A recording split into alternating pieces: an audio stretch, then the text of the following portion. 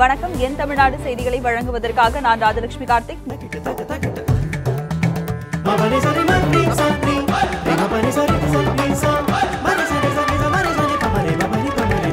என் தமிழ்நாடு. விவசாயிகளுக்கு ஆதரவாக தமிழகத்தின் பல்வேறு பகுதிகளில் போராட்டங்கள் நடைபெற்று வருகின்றன. காவிரி மேலாண்மை வாரியம் அமைக்க வேண்டும், வறட்சி நிவாரணம் வழங்க வேண்டும் உள்ளிட்ட பல்வேறு கோரிக்கைகளை வலியுறுத்தி டெல்லியில் விவசாயிகள் 18வது நாளாக போராட்டத்தில் ஈடுபட்டுள்ளனர். இவர்களுக்கு ஆதரவாக தமிழகத்தின் பல்வேறு பகுதிகளில் போராட்டங்கள் நடைபெற்று வருகின்றன. நாகை மாவட்டம் வேதாரண்யத்தில் விவசாயிகள் தாலுகா அலுவலகம் முன்பு உண்ணாவிரத போராட்டம் நடத்தி வருகின்றனர். அவர்கள் கடும் வெயிலின் தாக்கத்தை பொருட்படுத்தாமல் தங்களது போராட்டத்தை தொடர்ந்து வருகின்றனர்.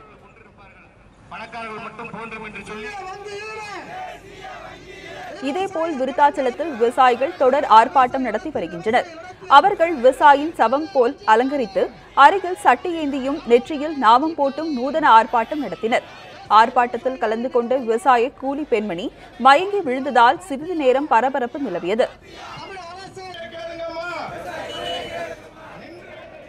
டெல்லியில் நடந்து வரும் விவசாயிகளின் போராட்டத்திற்கு ஆதரவாக திண்டுக்கல்லில் மாநகராட்சி அலுவலகம் அருகே விவசாயிகள் சங்கத்தினர் ஆர்ப்பாட்டத்தில் ஈடுபட்டனர்.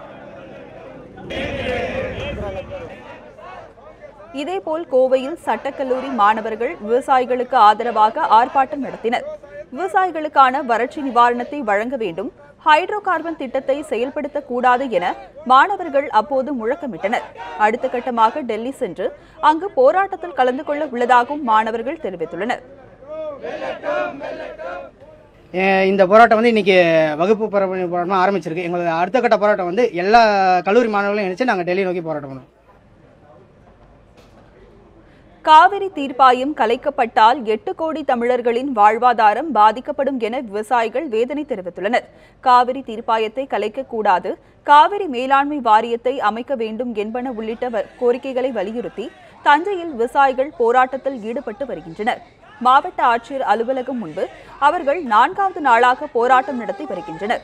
காவிரி தீர்ப்பாயத்தை மத்திய அரசு கலைத்துவிட்டால் 8 கோடி தமிழர்களின் வாழ்வாதாரம் பாதிக்கப்படும் என்பதால் தான் இந்த போராட்டம் நடைபெற்று வருவதாக அவர்கள் கூறியுள்ளனர். 8 கோடி தமிழர்களுடைய வாழ்வாதாரம் பாதிக்கப்படும் என்பதை கருத்தில் கொண்டு உடனே மைய அரசும் மாநில அரசும் தக்க நடவடிக்கைகளை எடுத்து காவிரி மேலாண்மை வாரியத்தை அமைத்து தமிழகத்திற்கு அந்த உரிமையை நிலைநாட்ட வேண்டிய பொறுப்பு அவர்களுக்கு இருக்கிறது என்பதை வலியுறுத்தித்தான் இந்த காத்திருப்பு போராட்டம் நடைபெற்று கொண்டிருக்கிறது.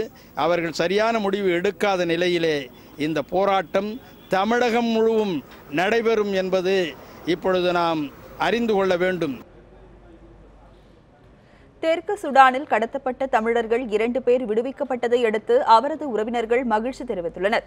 நெல்லை மாவட்டத்தை சேர்ந்த மிதுன் கணேஷ் மற்றும் கன்னியாகுமரி மாவட்டம் களியாக்கவிலையை சேர்ந்த எட்வர்ட் ஆம்ப்ரோஸ் ஆகிய இருவரும் தெற்கு சுடானில் வேலை செய்து வருகின்றனர். இந்நிலையில் கடந்த 8ஆம் தேதி இருவரும் காரில் செல்லும் போது கிளர்ச்சியாளர்களால் கடத்தப்பட்டனர். இது தொடர்பாக இந்திய வெளியுறவுத்துறை அமைச்சகம் சார்பில் அந்நாட்டு அதிகாரிகளிடம் பேச்சுவார்த்தை நடத்தப்பட்டு வந்தது. இதனிடையே கடத்தப்பட்ட தமிழர்கள் இருவரும் வடக்கு சுடான் தலைநகரான கார்ட்டூன் என்ற இடத்தில் இந்திய தூதரகத்திடம் ஒப்படைக்கப்பட்டனர். பின்னர் இருவரும் அவர்களது குடும்பத்தினருடன் தொலைபேசியில் பேசினர். இதையடுத்து அவரது குடும்பத்தினர் நண்பர்கள் மகிழ்ச்சி அடைந்துள்ளனர். குறிப்பாக மத்திய மாநில அரசு எங்களுக்கு எல்லா ஹெல்ப்பும் பண்ணி என் பிள்ளைய நல்ல முறையில் நேற்று ரிலீஸ் பண்ணி சூடான் நாட்டு கேபிட்டலில் கொண்டு வச்சுருக்காங்க, ரூமில் ஹோட்டலில் வச்சுருக்காங்க. நேற்று என் பையன் பேசினான். என் பையன் பேசினதுக்கப்புறம் தான் எனக்கு உயிரே வந்துச்சு. கடந்த 23 நாள் அவங்க பிடியில் தான் இருந்தாங்க. அது அந்த சமயத்தில் மிதுன் கணேஷ் மற்றும் எட்வர்ட் ஆம்ப்ரோஸ் ஆகியோரோட குடும்பம் ரொம்ப கஷ்டம். இதனிடையே தனது கணவரை மீட்க நடவடிக்கை எடுத்த மத்திய மாநில அரசுகளுக்கு எட்வர்ட் ஆம்ப்ரோஸின் மனைவி நன்றி தெரிவித்துள்ளார். தனது கணவரை உடனே இந்தியாவுக்கு அழைத்து வர மத்திய அரசு நடவடிக்கை எடுக்க வேண்டும் என்றும் அவர் கோரிக்கை விடுத்துள்ளார்.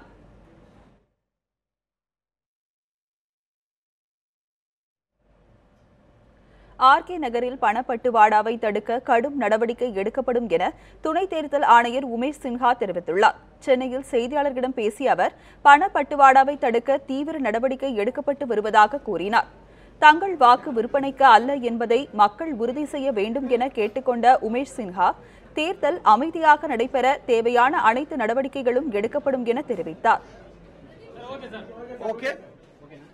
We have taken extreme step of countermanding also the election on count of the influence of money. So election commission is very strict about this menace, and we would be very closely watching. We will be taking all activities to ensure a free and fair election.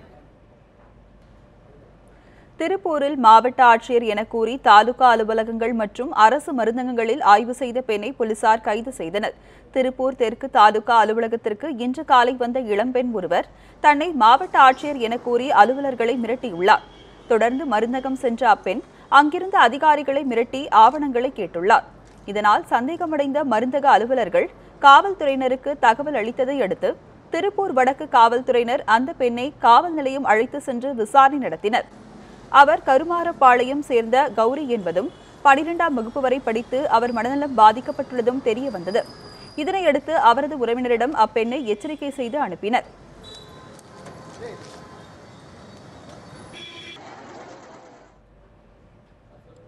அகில இந்திய காங்கிரஸ் தலைவர் சோனியா காந்தியை பாஜக தேசிய செயலாளர் H ராஜா தரக்குறைவாக பேசியதாக கூறி நாகர்கோவிலில் காங்கிரஸ் கட்சியினர் போராட்டத்தில் ஈடுபட்டனர்.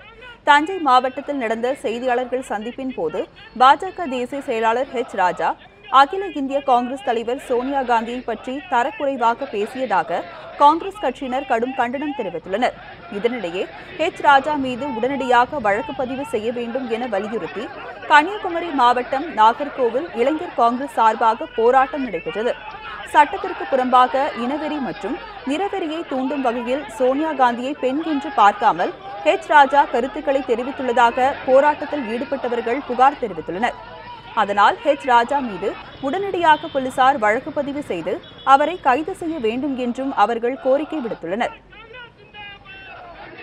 எங்கள் தலைவி சோனியா காந்தி அவர்களை தரக்குறைவாக பேசிய ஹெச் ராஜாவை கண்டித்து தமிழகமெங்கும் இளைஞர் காங்கிரஸ் சார்பிலே இன்றைக்கு மாபெரும் போராட்டம் நடைபெற்றுக் கொண்டிருக்கின்றது. அந்த அளவிலே இன்றைய தினம் கன்னியாகுமரி மாவட்ட இளைஞர் காங்கிரஸ் சார்பிலே மாபெரும் ஆர்ப்பாட்டம் இப்பொழுது நடைபெற்றுக் கொண்டிருக்கின்றது. இதே கோரிக்கையை வலியுறுத்தி ஆரணி டவுன் அண்ணா சிலை அருகே காங்கிரசார் போராட்டத்தில் ஈடுபட்டனர். அப்போது காங்கிரஸ் தலைவர் சோனியா காந்தியை தவறாக பேசியதாக ஹெச் ராஜாவின் உருவப்படத்தை காங்கிரஸ் தொண்டர்கள் எரித்து அவருக்கு எதிராக முழக்கங்களை எழுப்பினர்.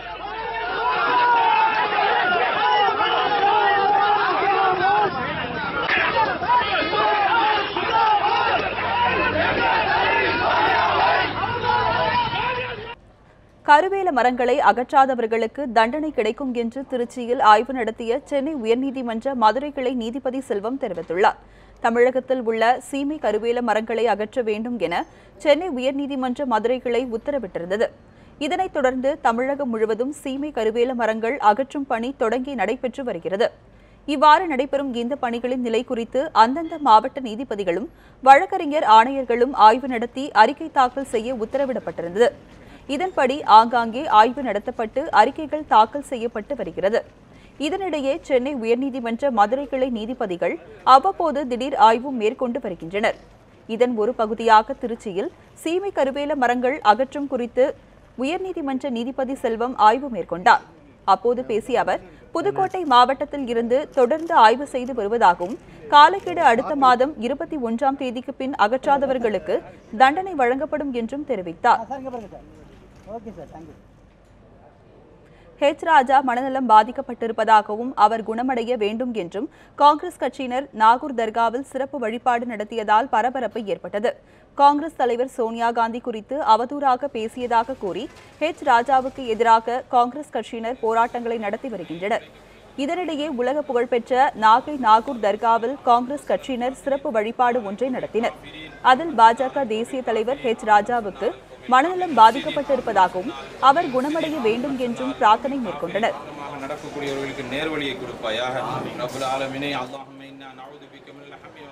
லாரி உரிமையாளர் சங்கத்தினர் 2வது நாளாக காலவரையற்ற வேலைநிறுத்த போராட்டத்தில் ஈடுபட்டுள்ளதால் அரசுக்கு பல கோடி ரூபாய் வருவாய் இழப்பு ஏற்பட்டுள்ளது. மூன்றாம் நபர் வாகன இன்சூரன்ஸ் உயர்வு, வட்டார போக்குவரத்து கழக அலுவலகங்களில் கட்டண உயர்வு உள்ளிட்ட பல்வேறு கோரிக்கைகளை வலியுறுத்தி லாரி உரிமையாளர்கள் நேற்று முதல் காலவரையற்ற வேலைநிறுத்த போராட்டத்தில் ஈடுபட்டு வருகின்றனர். இப்போராட்டத்திற்கு ஆதரவாக கோயம்புத்தூர் லாரி உரிமையாளர்கள் சங்கமும் 2வது நாளாக வேலைநிறுத்த போராட்டத்தில் ஈடுபட்டுள்ளனர். கோவை மாவட்டத்தில் மட்டும் 4000 லாரிகள் ஓடவில்லை எனவும் இதனால் அரசுக்கு நாள் ஒன்றிற்கு 70 கோடி ரூபாய் இழப்பு ஏற்பட்டு உள்ளதாகவும் அவர்கள் தெரிவித்தனர்.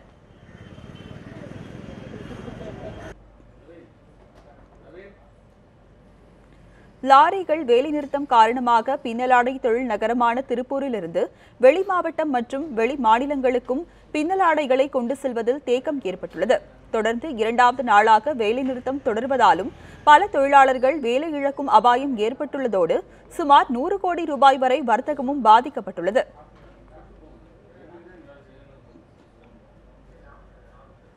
கரூரில் மும்மடங்கு பணம் தருவதாக கூறி மோசடியில் ஈடுபட்ட இருவரை தனிப்படை போலீசார் கைது செய்தனர். கரூரை அடுத்த சிங்கம்பட்டியை சேர்ந்த திருவேங்கடம் என்பவர் 1 மடங்கு பணம் கொடுத்தால் 3 மடங்கு பணம் தருவதாக தூத்துக்குடியை சேர்ந்த ஒருவர் கூறி வருவதாக போலீசில் புகார் கொடுத்தார். இதையடுத்து அந்த மர்ம கும்பலை பிடிக்க தனிப்படை போலீசார் கரூர் பேருந்து நிலையம் அருகில் உள்ள விடுதியில் திடீர் சோதனை நடத்தினர். அங்கு அறை எடுத்து தங்கியிருந்த தூத்துக்குடி மாவட்டத்தை சேர்ந்த பிரதீப் மற்றும் சண்முகம் ஆகியோரை கைது செய்தனர். அவர்கள் இருவரும் சாதாரண கருப்பு காகிதத்தை ரசாயனம் நிறைந்த வாளியில் போட்டு ஏற்கனவே வாளிக்குள் மறைத்து வைத்திருந்த 500 ரூபாய், 2000 ரூபாய் நோட்டுகளை எடுத்து தந்து பலரிடம் பண மோசடி செய்து வந்தது தெரிய வந்தது. இதனையடுத்து அவர்கள் மோசடிக்கு பயன்படுத்திய பொருட்கள் மற்றும் கார் ஒன்றையும் பறிமுதல் செய்தனர். மேலும் தப்பியோடிய சுந்தரமூர்த்தி என்பவரையும் போலீசார் தீவிரமாக தேடி வருகின்றனர்.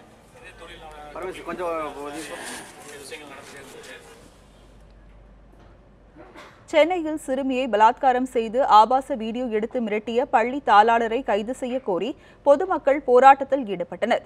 சென்னை கோயம்பேடு பகுதியில் இயங்கி வரும் தனியார் பள்ளியின் தாளாளர் சரவணன் என்பவர் அவரின் உறவினர் மகளை பாலியல் பலாத்காரம் செய்ததாக கூறப்படுகிறது. மேலும் சிறுமியை ஆபாச படம் எடுத்து சரவணன் மிரட்டி வந்ததாகவும் தெரிகிறது.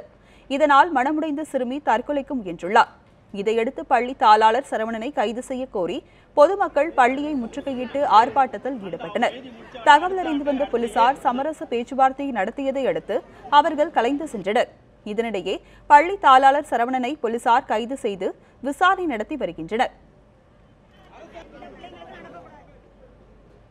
வெளிநாடுகளில் வசித்த இந்தியர்கள் பழைய 500 மற்றும் 1000 ரூபாய் நோட்டுகளை ரிசர்வ் வங்கிகளில் மாற்ற இன்றைய கடைசி நாள் என்பதால் சென்னை ரிசர்வ் வங்கி வாயிலில் ஏராளமானோர் வேதனையுடன் காத்திருந்தனர். கடந்த ஆண்டு நவம்பர் 9ஆம் தேதி பழைய 500 மற்றும் 1000 ரூபாய் நோட்டுகள் செல்லாது என அறிவிக்கப்பட்டது. அதைத் தொடர்ந்து வங்கிகளில் டிசம்பர் 31ஆம் தேதி வரை பழைய ரூபாய் நோட்டுகளை மாற்ற அவகாசம் அளிக்கப்பட்டது. நவம்பர் 9 முதல் டிசம்பர் 30 வரை வெளிநாட்டில் வசித்த இந்தியர்களுக்கு 2017ஆம் ஆண்டு மார்ச் 31 வரை அவகாசம் வழங்கப்பட்டது. அதன்படி இன்றைய கடைசி நாள் என்பதால் சென்னை ரிசர்வ் வங்கி அலுவலக வாசலில் ஏராளமானோர் குவிந்தனர். அதிகப்படியான கூட்டத்தில் தங்கள் பணத்தை மாற்ற முடியுமா என்ற கேள்வியுடன் கண்ணீருடனும் ஏக்கத்துடனும் சிலர் காத்திருந்தனர்.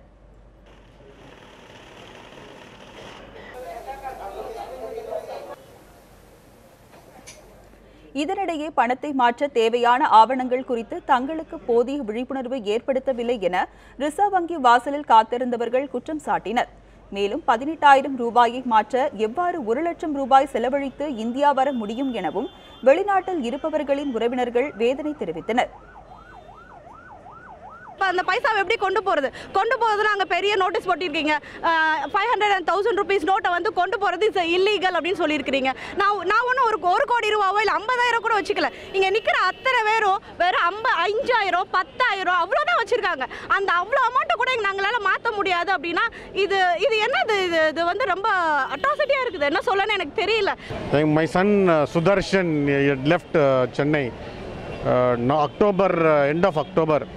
டேக்கிங் இந்த ஏர்போர்ட்டில் ஒரு 20,000 எக்ஸ்ட்ரா நான் கொடுத்துருந்தேன் because of extra luggage and அவர் வந்து ஒரு 2000 ஆச்சு எக்ஸஸ் அண்ட் 18,000 வந்து அவர் வச்சிருந்தாரு. இப்போ ஒரு ஃப்ரெண்டு மூலியமாக அவர் கொடுத்து அமைச்சிருந்தார். இப்போ இங்கே என்ன சொல்கிறாங்களோ அவங்களே பர்சனலாக வரணுன்ட்டு.